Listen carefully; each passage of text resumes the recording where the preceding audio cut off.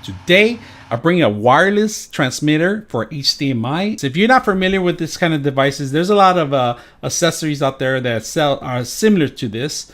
So you're gonna see some of the devices coming out, but this is actually pretty neat because it's very small. If you guys can notice, nothing in the box in here. Pretty much everything's what you're gonna require right up front. If you notice, there's an HDMI connection. One's a receiver and one's a transmitter, and we're gonna find out which one's which right now in a bit and show you guys.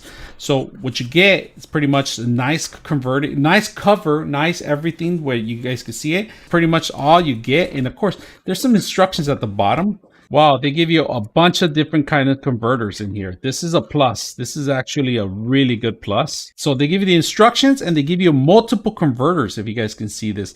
A type C to USB.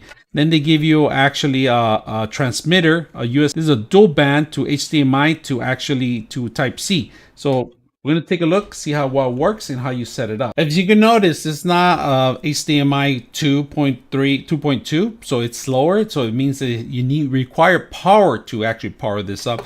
They do require power, so one of them needs to be USB powered. If you notice, they both have, either one could be a receiver or a transmitter. So either one of them, they're about the same thing. So you do have to have one that has the HDMI HDMI with the type C.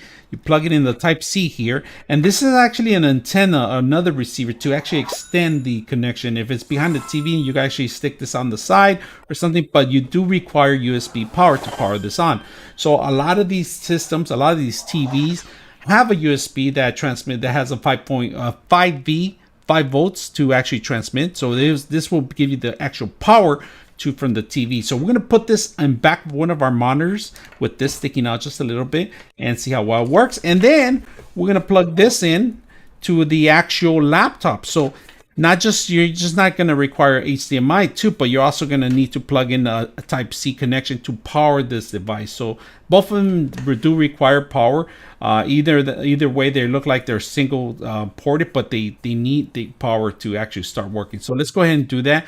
All right, we're bringing a laptop in here. We're going to plug it in to our HDMI adapter in here in this connection on our laptop. If you guys notice, I'm going to plug it in right here.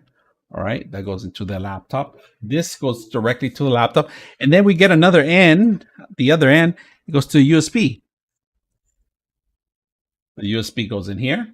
And then we got that connected. So we have the actual transmitter. We haven't turned it on. If you guys can see, there's power on it. And of course, if you disconnect it, there is no power and it's a dead unit. So you need to connect. You need some sort of power to get this to display. So we're going to go ahead and put this receiver here to the transmitter. So let's go ahead and do that. Ready receive out there. So we're going to click on this one here. If you guys can see, I clicked on it. Ready to receive. This one's still blinking. I'm going to click on it. All right, so I got the HDMI connection here, and this is USB. It's a splitter. One USB goes to the actual computer, and then the other one is just hanging here. But you could do double-sided tape and hang it maybe behind the monitor or the TV that you're going to be presenting all the time. And this is one way you can do it with one single device. And we're going to go ahead and it's blinking right now, so it's ready to receive anything. We're going to go ahead and test it out and see how well it works. All right, so after it was blinking for a couple minutes on one end and the other, they come up with these instructions in here, how to set this up and how to run it, and how to connect your PlayStation, your other accessories, other devices that you have in here.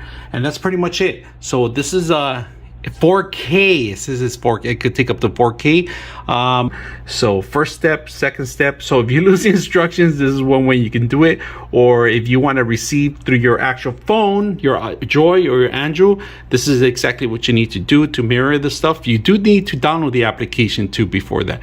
Now we're going to click on it. It says second step, please press and hold the middle button on the transmitter, all right, for 5 to 8 seconds. So we're going to do that. 1, 2, 3, 4, and then we go ahead and release. Ready to pair. It's pairing. So you could add multiple ones in here. Pairing, if you notice, now they're transmitting correctly.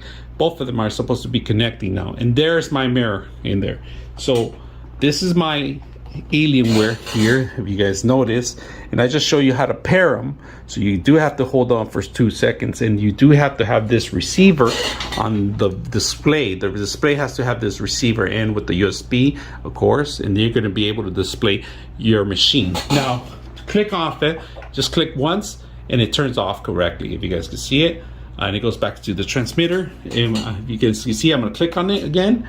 It goes back in here, and then they just give it a couple seconds, and there you are. Now, audio is going to come in through 4K video quality is going to come through.